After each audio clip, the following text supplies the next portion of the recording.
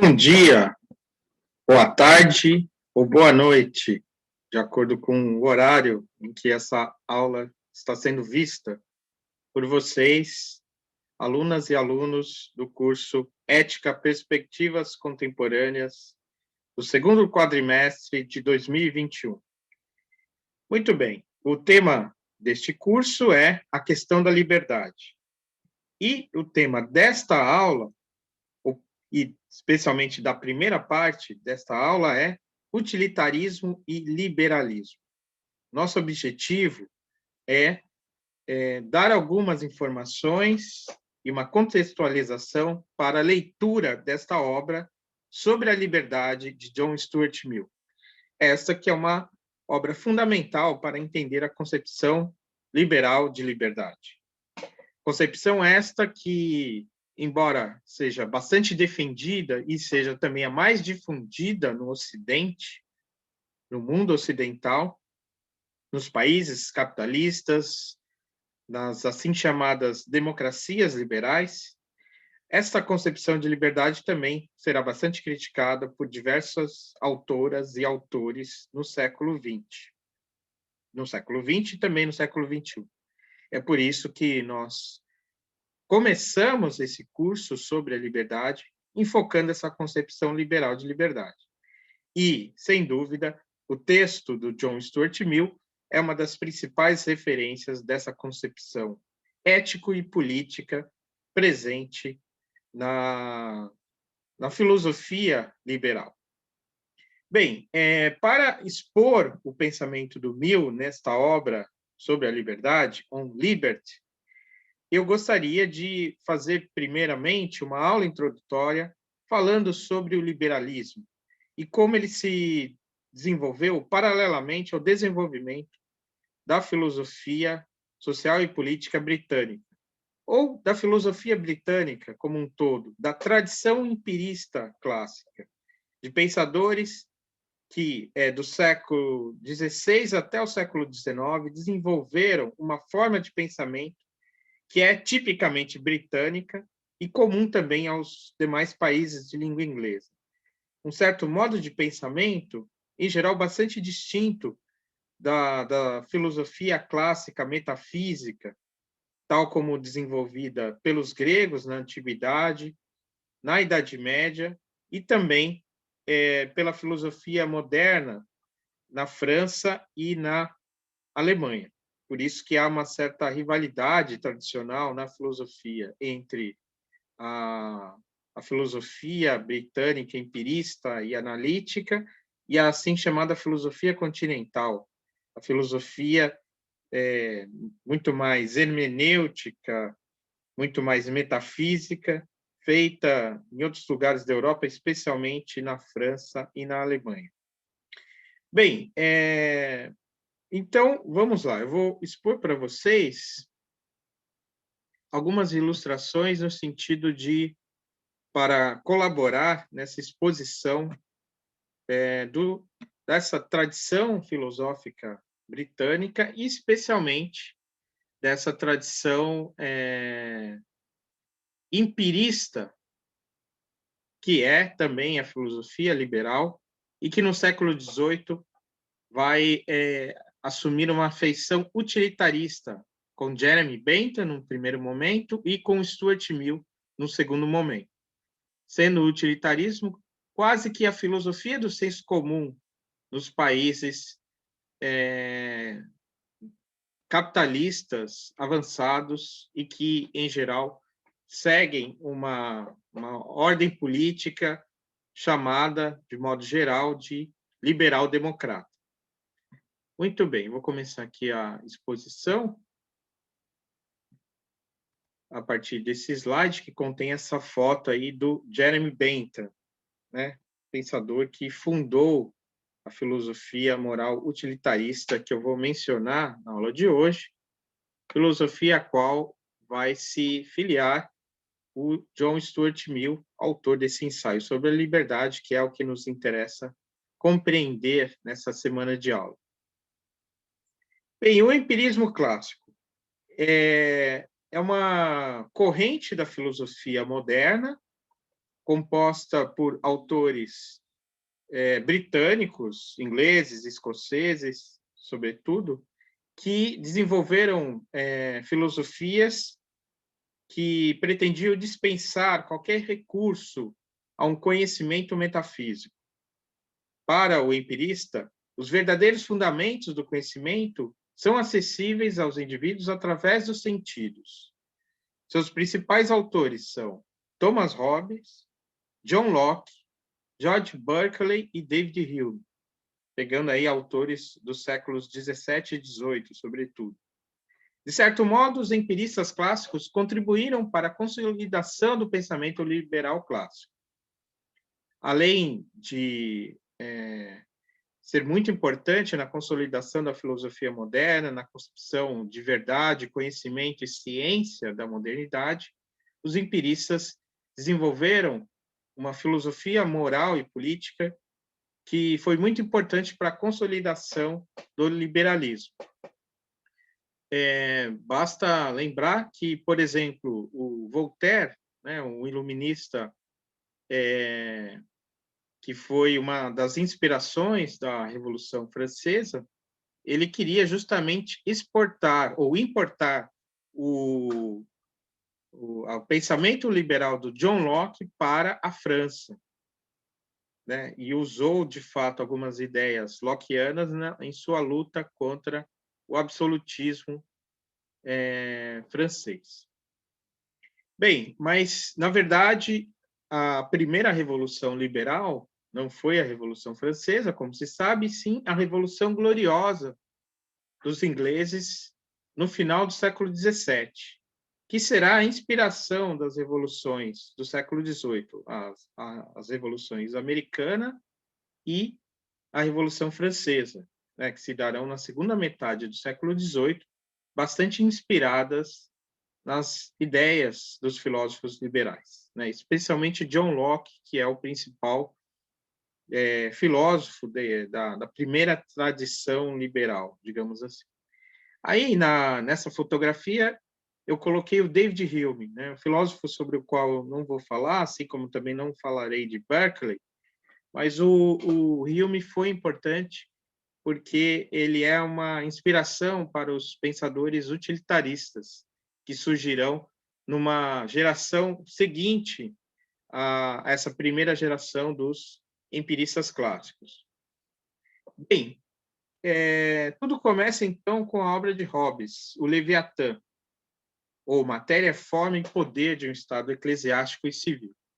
Nesta obra, o Hobbes vai procurar justificar o poder soberano do rei de uma forma racional. Ele faz uma aposta, né? Segundo Hobbes, seria mais seguro viver sob o poder do Leviatã, ou seja, de um Estado forte, soberano, com poder absoluto, do que permanecer em estado de natureza, pois seria melhor estar sujeito às arbitrariedades de um soberano do que ao ataque generalizado que teríamos caso permanecêssemos num estado de natureza, onde não haveria um poder comum capaz de manter todos em respeito. Segundo essa aposta hobbesiana, espera-se que o soberano seja racional e governe de acordo com as leis da razão, pois essa conduta garantiria a preservação da paz e, por conseguinte, a manutenção de seu poder. Então, o Hobbes fornece uma teoria da soberania absoluta, né? E aí vocês devem estar se perguntando, olha, por que eu estou falando de Thomas Hobbes, que é o autor de uma justificativa do poder soberano do rei, nesta minha tentativa de traçar uma história do liberalismo?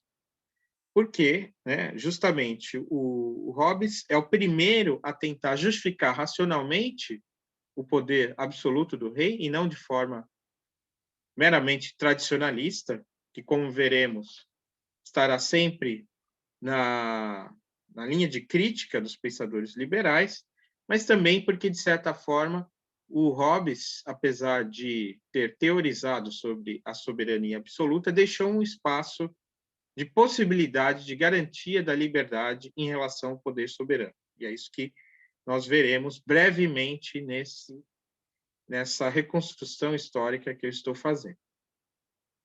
Segundo Hobbes, então, o direito natural, que seria o direito que cada um possui de preservar a própria vida, não limitaria o soberano, pois é o soberano quem diz o que é justo ou injusto. A partir do momento em que há um contrato social, em que todos resolvem se submeter por livre decisão a um poder absoluto, é o soberano a instância que vai definir o que é justo ou injusto, certo ou errado. Caberia exclusivamente a ele, soberano, essa força que pode ser um rei ou uma assembleia de homens, caberia a esse poder soberano qualificar como lícitas ou ilícitas até mesmo as ações reguladas pela lei natural, ou seja, regulado por aquela lei que todos os homens teriam em sua consciência, sem que naturalmente dependesse de um Estado positivo, de uma lei legitimamente escrita, né? Há uma ideia, né, presente numa tradição, que é a tradição justnaturalista, de que haveria uma lei natural que seria conhecida pela razão, independente de qualquer estado político. Mas, segundo Hobbes, o soberano, uma vez instituído em seu poder, é ele que diz o que é a lei natural, o que é o certo, o que é o errado, o que é o justo e o que é injusto. Os deveres, no sentido estrito da palavra, surgiriam, então, segundo Hobbes, apenas no Estado civil, quando os homens passam a estar obrigados, pelo seu próprio consentimento, a acatar as ordens do poder constituído. Num capítulo do Leviatã chamado Da Liberdade dos Súditos, no entanto, Hobbes tenta justamente definir o que caberia aos súditos submetidos a um poder soberano ainda de liberdade. Né? Um capítulo, que é o 21 do Leviatã, que é importante até para pensar historicamente o conceito de liberdade, né? Ainda que a liberdade aqui seja pensada exclusivamente em termos políticos e físicos, pois Hobbes, como os demais empiristas, vai deixar de lado a discussão metafísica sobre liberdade, vai afirmar o estrito determinismo das leis naturais em relação à ação humana, mas fala da liberdade no sentido político. E nesse sentido político, o Hobbes oferece uma definição de liberdade como algo negativo. A liberdade seria, segundo Hobbes, apenas o silêncio das leis. Aquilo que sobre o que a lei silencia é aquilo que cabe ao homem fazer, independentemente de qualquer poder.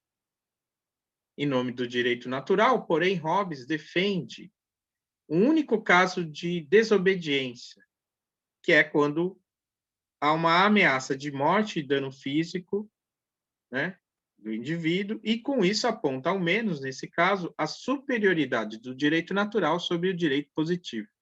No caso, o direito de lutar pela própria vida. O que isso significa?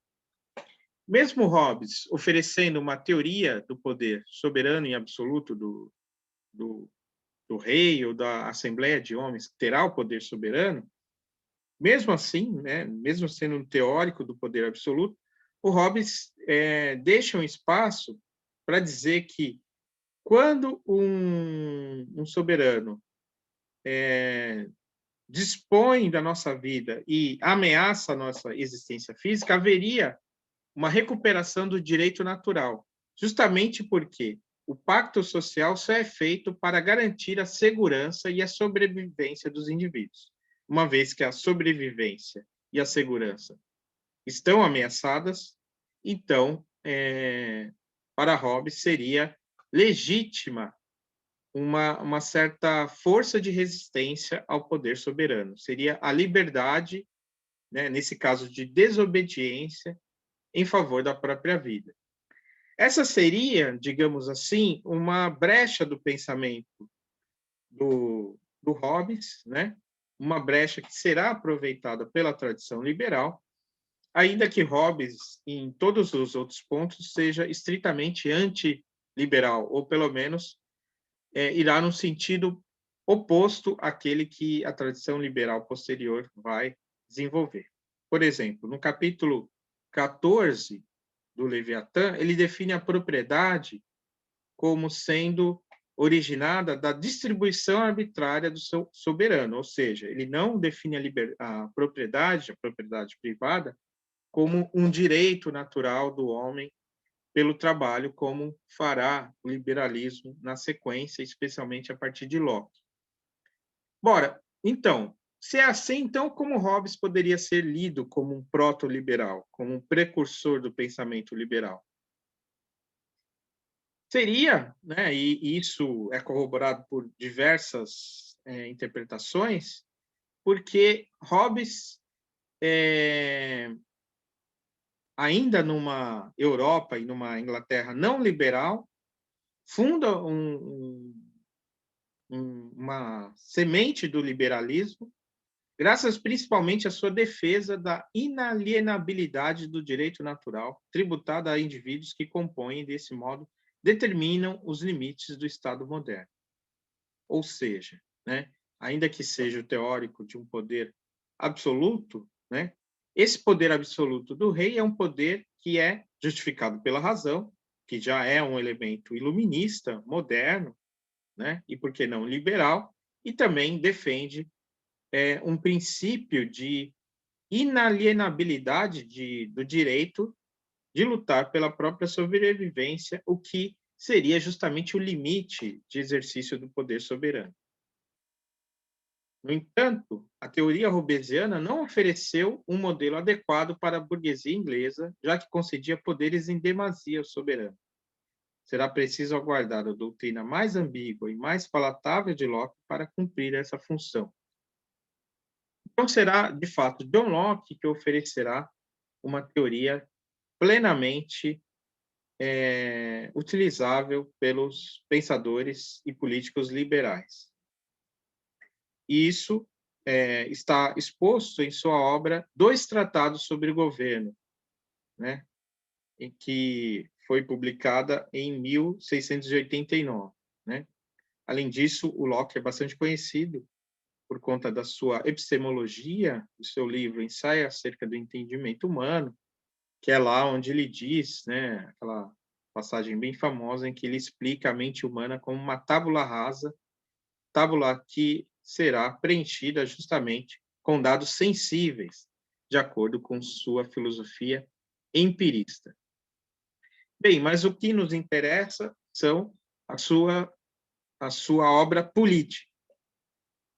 E, especialmente, os dois tratados sobre o governo, especialmente o segundo tratado sobre o governo, que tem ali as ideias principais da sua filosofia política liberal.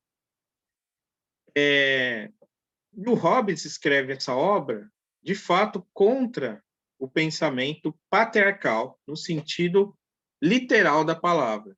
Né? Ele escreve contra os defensores do poder natural dos reis, como o Robert Filmer, autor de uma obra chamada O Patriarca ou Poder Natural dos Reis, que tentava, por meio de uma interpretação das Sagradas Escrituras, da Bíblia, derivar o poder dos monarcas europeus como derivando de uma descendência divina que remontaria a Adão. Né? Por conta desse poder, né, a ideia do sangue nobre, né, é que o pensamento mais arcaico, né, o pensamento patriarcalista e monarquista, procurava, né, defender o poder do rei, né, justificar em termos naturais e em termos teológicos o poder divino dos reis. Né? Uma tese que, de certa forma, constituía, né, as perspectivas mais absolutistas na filosofia política do século XVI e XVII. Bem, mas a situação política na Inglaterra, no século XVII, foi bastante conturbada, né? Por conta justamente de uma certa instabilidade política, mas também das guerras de religião, né? Que em todo o Reino Britânico opôs católicos e protestantes. Depois da constituição de um poder mais protestante, né, e o surgimento forte da Igreja Anglicana, né, teve um período bastante conturbado que veio na sequência do reinado de Carlos I, né, no final da qual houve uma guerra civil, né, seguido por diversas formas políticas, né, até que havia toda uma discussão sobre a sucessão do rei, né, que não havia deixado nenhum herdeiro, né, legítimo, claro, né? E aí houve uma disputa porque um filho considerado ilegítimo do Carlos II da Inglaterra reivindicou o direito do trono, né, na parte final do século XVII, né? E com isso houve toda uma discussão por conta do seu catolicismo.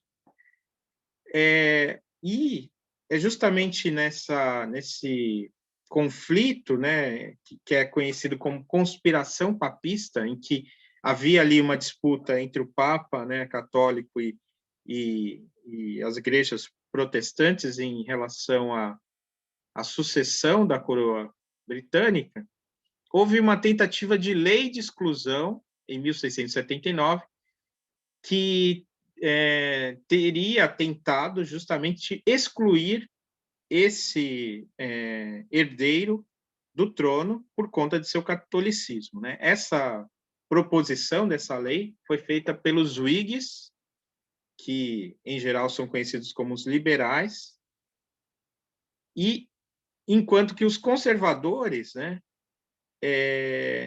inicialmente foram a favor ou seja, a favor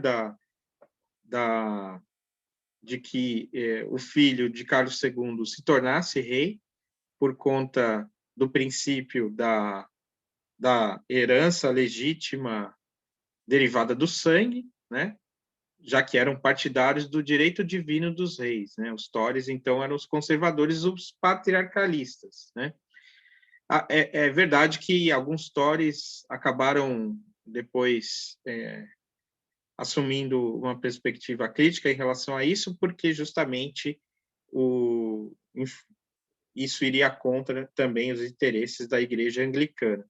Mas, no final das contas, os Whigs, ou liberais, venceram, né? E com isso também eles pensavam justamente que um rei protestante seria mais maleável ou responderia melhor às reivindicações do parlamento do que um rei católico que, em geral, como em outros lugares da Europa e na França isso era claro, defendiam a tese de um poder soberano com pouco ou nenhum respeito ao parlamento, né?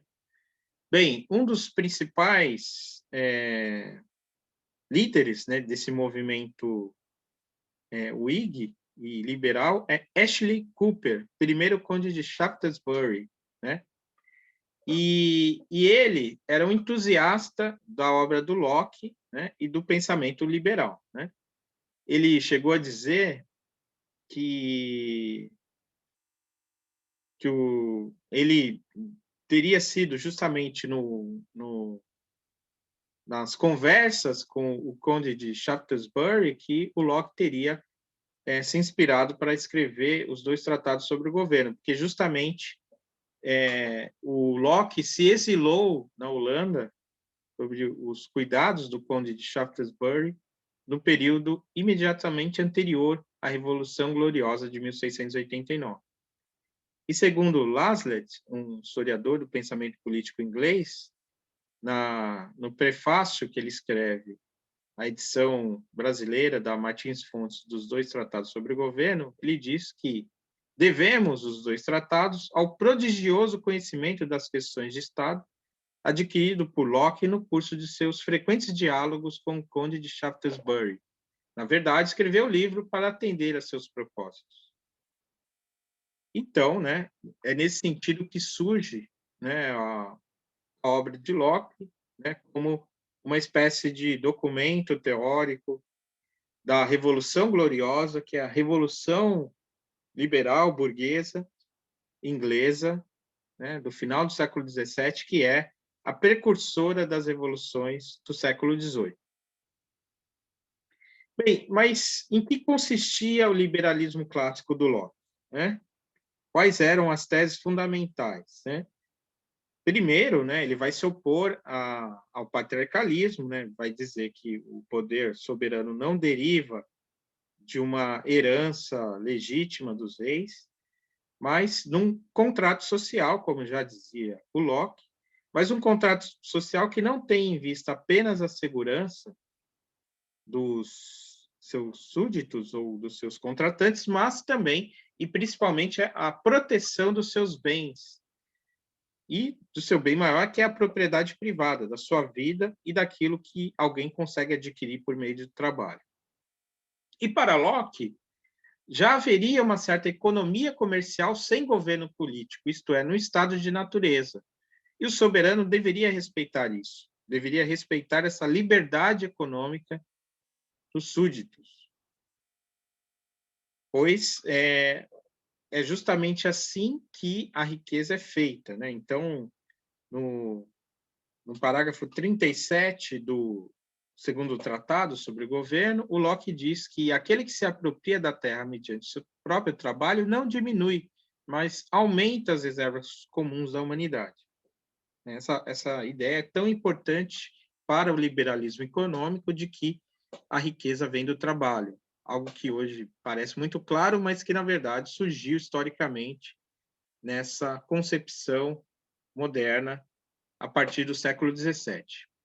E é também dessa perspectiva que, da riqueza desses países europeus, né, por meio do trabalho, né, que você tem também a passagem, né, a concepção da passagem do feudalismo, né, medieval para o capitalismo, na ideia de que a riqueza advém do trabalho, né? O Locke dizia ainda, no segundo tratado, no parágrafo 41, um trabalhador da Inglaterra vive melhor e com mais conforto do que um cacique indígena nas Américas.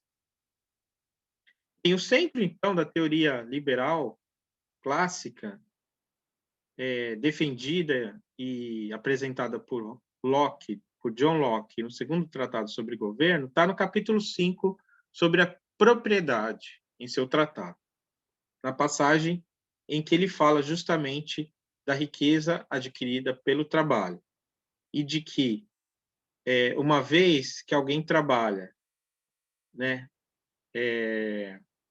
oferecendo seu corpo, sua vida, seu trabalho, se apropria de um bem que é natural, né, essa propriedade lhe pertence e essa é a fonte de um direito que não é dado pelo Estado, mas é dado naturalmente por essa instância do trabalho. Então ele diz, embora a terra e todas as criaturas inferiores sejam comuns a todos os homens, cada homem tem uma propriedade em sua própria pessoa.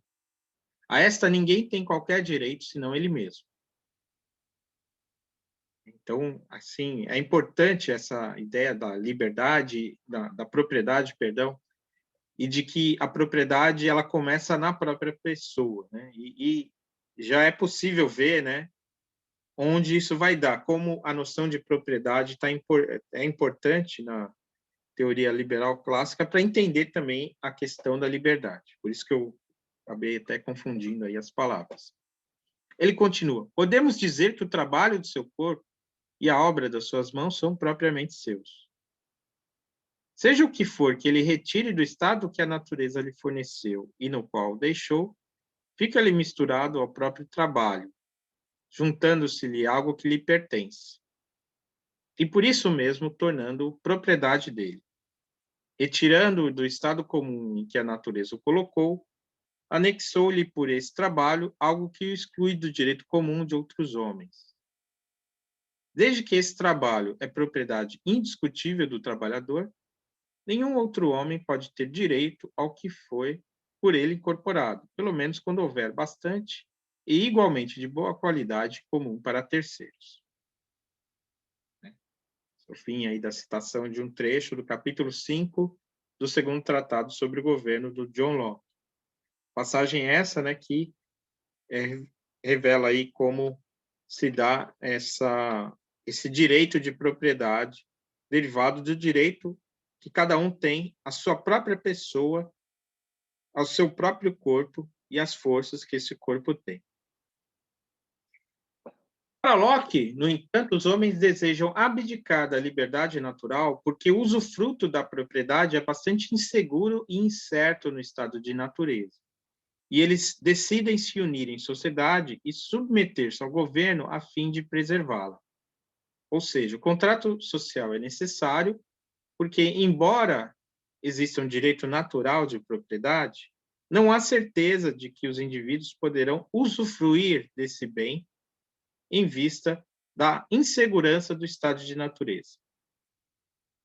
Então, é inicialmente a questão da segurança, mas tendo em vista a propriedade, que constitui a necessidade do contrato social. Então, no parágrafo 124 do segundo tratado, o Locke chega à importante conclusão. O fim maior e principal para os homens unirem-se em sociedades políticas e submeterem-se a um governo é, portanto, a conservação de sua propriedade.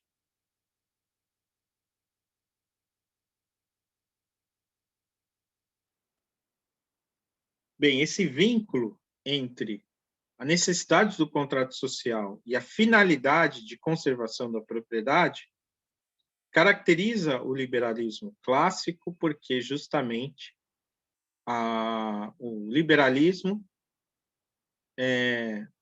tem como princípio fundamental a noção da liberdade individual, que só é posta ou disposta a um poder tendo em vista um bem maior, que é justamente a possibilidade de usufruto dessa mesma liberdade, né?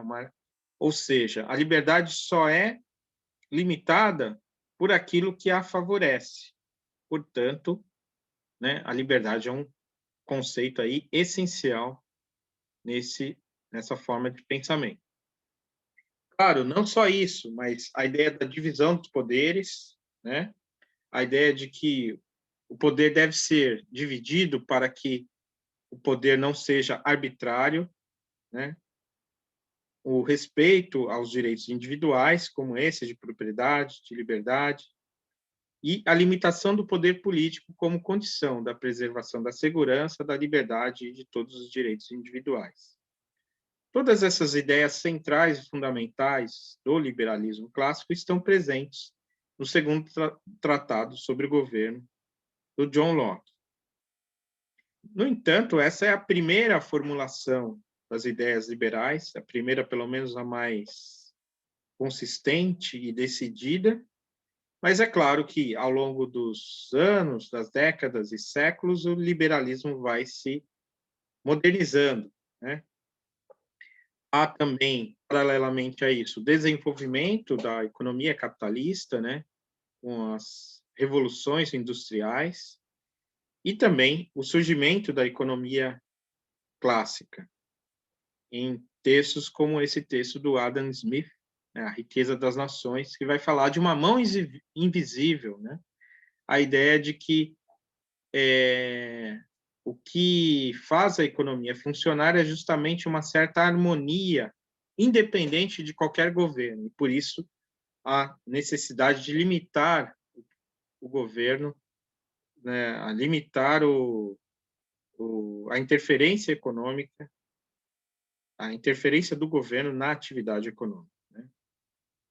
O trecho bastante conhecido, né, está no capítulo 4, segunda seção da Riqueza das Nações, diz o seguinte: ao dirigir sua atividade de modo que sua produção tenha o maior valor possível, o indivíduo não pensa senão no próprio ganho, e neste, como em muitos outros casos, é levado por uma mão invisível a promover um fim que não era, em absoluto, sua intenção promover.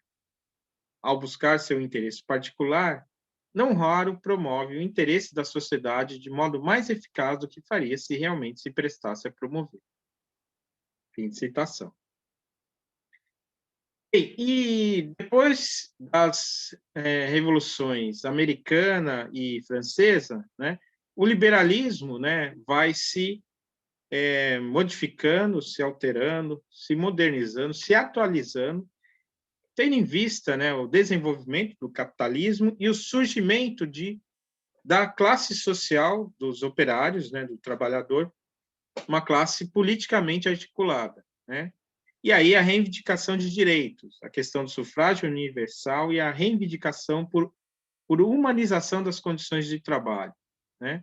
E dos direitos do trabalhador, né? De conseguir melhores salários, melhores condições de trabalho e, num momento posterior, até mesmo reivindicação do poder, né? Que é quando surge, né, como oposição ao pensamento liberal, então triunfante, o pensamento socialista, né, que vai modificar aí o horizonte político, né, que agora pensa para além do liberalismo. Mas é entre os séculos XVII até o século XIX, então, que o liberalismo clássico se desenvolve, né? Então, a gente fala do proto-liberalismo, do Hobbes, né, e depois do Locke, no século XVII, os pensadores liberais do século XVIII, né, os economistas, também o Montesquieu, né, que é o teórico da divisão dos poderes, e no século XIX, né, uma referência importante é o John Stuart Mill e também o pensamento utilitarista.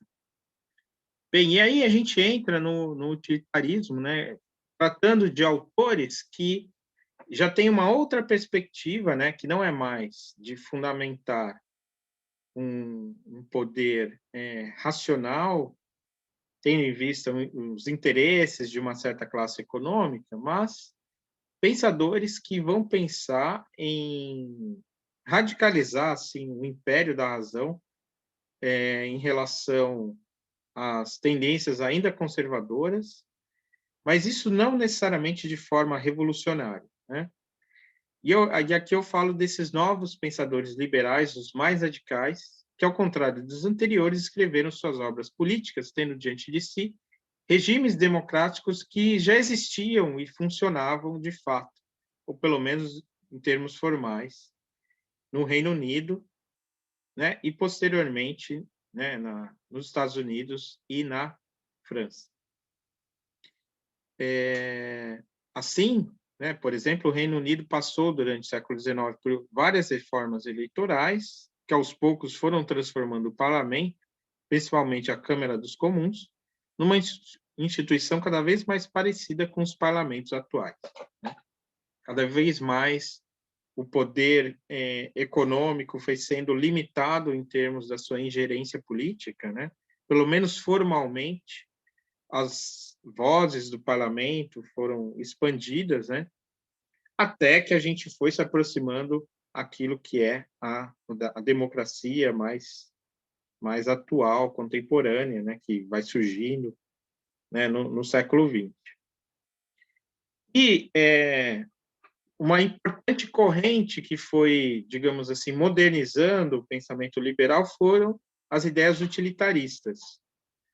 Até porque, né, teóricos como este senhor que está aí nessa imagem, que é o Jeremy Bentham, formavam o Partido dos Radicais, daqueles que queriam, de fato, que esses valores liberal-democráticos se prevalecessem, né, nas sociedades modernas cada vez mais, né?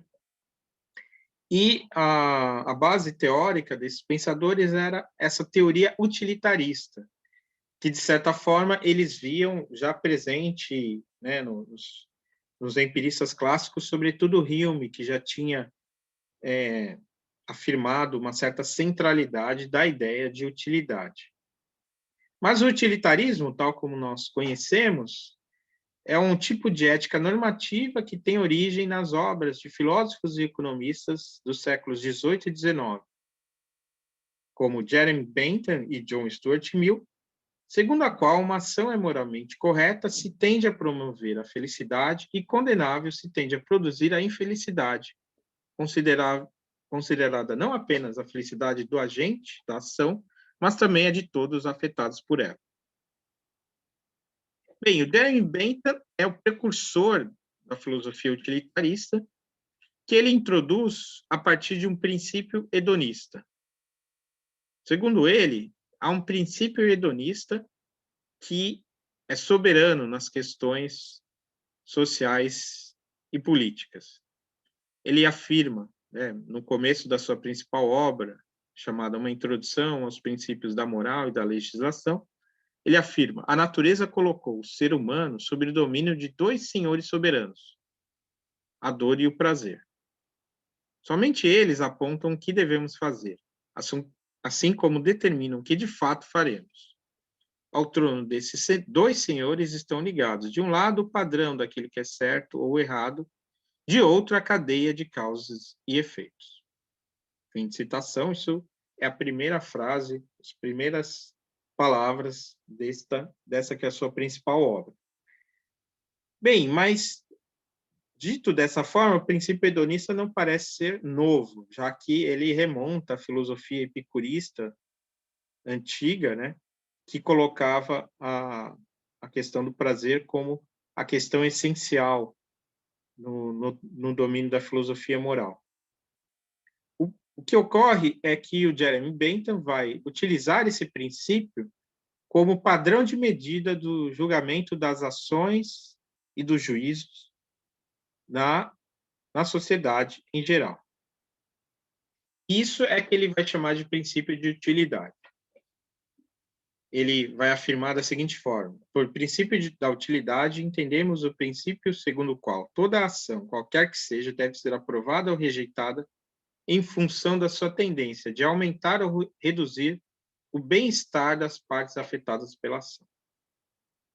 Bem, então, dito dessa forma, o princípio da utilidade ele é uma aplicação do princípio hedonista. Se dor e prazer são os dois, né, o grande padrão de medida, medir se uma ação causa dor ou prazer, sendo que o prazer sempre é preferível à dor, pois o prazer é aquilo que é melhor do que nenhum sentimento, e a dor é aquilo que sempre é pior do que nenhum sentimento. Dor e prazer, então, movimentam todas as ações humanas. E uma ação que promove o prazer é aquela que é considerada útil socialmente, quando ela tem em vista não apenas o bem-estar do próprio agente, mas de todos afetados pela ação. Segundo o Bentham, o princípio de utilidade é aquele que fornece a direção a ser seguida em qualquer ocasião na vida pública ou privada. Daí ele tentar também estabelecer um cálculo dos prazeres, o chamado cálculo felicífico, a tentativa de estabelecer quando determinada ação ou determinada atividade social causa mais ou menos prazer, né, o que ele investiga a partir de princípios utilitaristas subsidiários, né? Ou seja, ele estabelece uma série de princípios e a partir deles vai julgando, né, se determinadas ações, políticas públicas, ações sociais tendem ou não a promover o maior ou menor bem das pessoas envolvidas e afetadas por ela.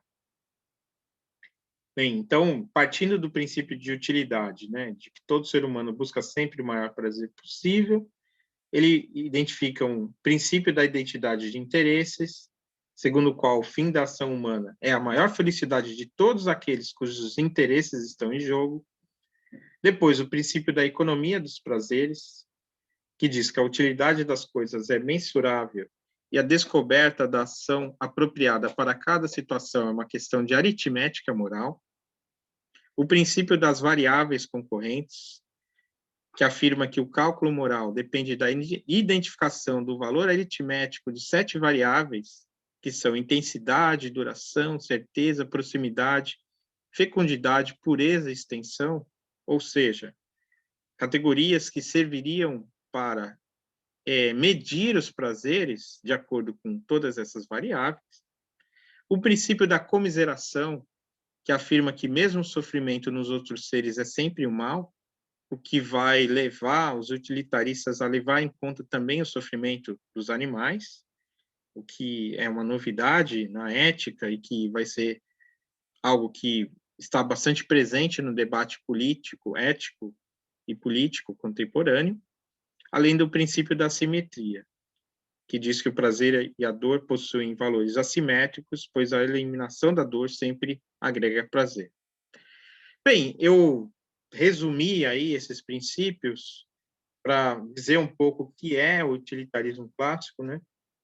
E tudo isso que eu falei eu retirei das aulas e escritos do professor Luiz Alberto Peluso, né, que foi um professor, nosso primeiro professor de ética e filosofia política na Universidade Federal do ABC, professor titular, né, que pensou inclusive a estrutura do curso do BCH, o Bacharelado em Ciências e Humanidades, e que era também um defensor do utilitarismo clássico.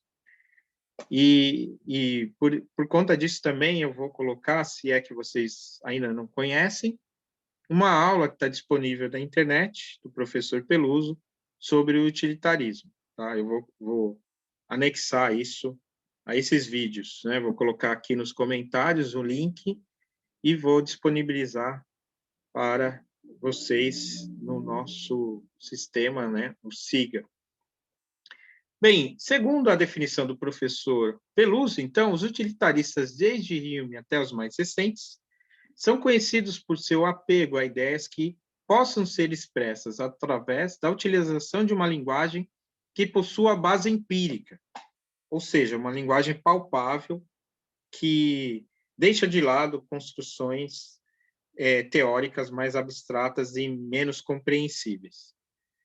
Continua ele, trata-se de construir uma ética com um mínimo de metafísica.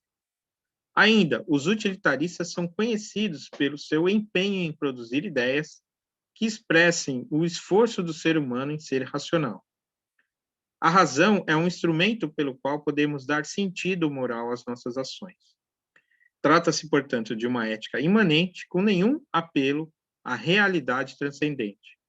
Ou seja, uma ética materialista, se quiserem, né? Não no sentido político, mas no sentido epistemológico, de uma ética empirista, materialista e não metafísica, abstrata ou transcendente. Para dar conta da construção de argumentos morais, não precisamos da ideia de Deus. Então, é também uma ética laica.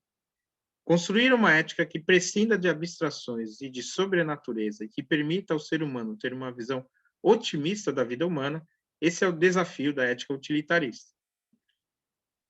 Isso que o professor Peluso disse sobre uma visão otimista é porque justamente está calcado na ideia de que é possível atingir o melhor bem possível, o maior bem possível, de modo não somente a distribuir o bem entre as pessoas, mas de maximizá-lo ao máximo. Claro que isso pode gerar alguma desigualdade, mas a desigualdade vai ser sempre pensada de modo a tornar a vida do maior número a melhor possível. Né? Essa é a inspiração, pelo menos, do utilitarismo clássico. Então, o utilitarismo é uma teoria moral prescritiva, pois impõe o dever da maximização do bem, né? Diz que é um dever dos seres humanos pensar num bem maior, sempre, no sentido do progresso, então também é uma teoria que se pretende progressista, e também, por isso, a ideia do radicalismo, né? De sempre pensar no progressismo. E também, em termos teóricos, né, mais formais, é uma teoria consequencialista. que se opõe à intervenção de critérios a priori para julgar a ação. Oferece, nesse sentido, uma crítica à moral de tipo deontológico, como a de Kant, pois a moral kantiana, né, sendo deontológica, ela chama atenção não às consequências das nossas ações, mas a certos deveres e direitos que independeriam das circunstâncias sociais de nossos atos, que deveriam ser observadas independente das consequências. Para o consequencialista, né, e o utilitarista é um consequencialista, a moral de uma ação depende unicamente das consequências que ela acarreta, pois a coisa certa a fazer é aquela que produzirá os melhores resultados. Então, nós temos aí, né, o pensamento liberal e o utilitarismo. O utilitarismo como uma filosofia moral que vai fundamentar certas políticas públicas ou ações sociais que têm em vista a maximização do bem-estar numa sociedade que contempla a liberdade, né? Daí o vínculo entre liberdade e utilitarismo, que fica ainda mais claro no pensamento do Stuart Mill, um pensador que vem na sequência do Jeremy Bentham e que, na verdade, foi até pensado como e preparado para ser o seu continuador, né? Já que ele era filho do também economista James Mill, né? Que era amigo do Jeremy Bentham, né? E nesse sentido eles, né, como pensadores radicais da razão, submeteram o jovem John Stuart a uma formação bastante rigorosa, de modo que já na juventude o John Stuart Mill era capaz de cálculos matemáticos, né, e depois se tornou economista, e também foi grande leitor da filosofia, dos filósofos e da literatura, tendo aprendido grego e latim já logo na infância, assim, né, aquilo que a gente chamaria hoje de primário, né? E especialmente na segunda metade do século XIX, o John Stuart Mill vai publicar as principais obras do aspecto político e moral, que são especialmente a Liberdade, de 1859, o livro Utilitarismo, de 1861, Governo Representativo, também neste ano, e Sujeição das Mulheres, em 1869. E o Mill vai fazer algumas críticas ao utilitarismo do Bentham. Ele vai tentar humanizar o utilitarismo do Bentham, que, segundo o Mill, seria algo muito tosco, né? Porque acabava passando a imagem de que o homem não passava de uma simples máquina calculadora hedonista. Ele vai ampliar o conceito de felicidade, dizendo que a felicidade não pode ser medida em termos meramente quantitativos. Deveríamos levar em conta a qualidade de uma vida, não apenas a intensidade do prazer. Pois, e aqui, né, tem uma das suas frases mais conhecidas que resume, de certa forma, essa crítica ao utilitarismo, ele vai dizer que não basta, né, o sentimento de prazer, pois é melhor ser um Sócrates insatisfeito do que um porco satisfeito. Ou seja, é melhor ser uma pessoa humana boa que realiza a felicidade de forma completa do que alguém que apenas sente prazer sem nenhum valor além dessa intensidade de prazer. E aí, né, a partir disso, o Mill, né, vai formular um pensamento liberal, né, que é refinado, né, por conta na comparação com o liberalismo clássico, que também está numa outra época histórica, já no auge aí da segunda revolução industrial, em que o liberalismo, como eu disse, já vinha tentando levar em conta a reivindicação de uma série de setores, né, da classe operária, né, a questão do sufrágio universal, do direito das mulheres, que era sempre bastante limitado, mesmo nos países mais civilizados, e o respeito aos direitos individuais, a forma de ser, né?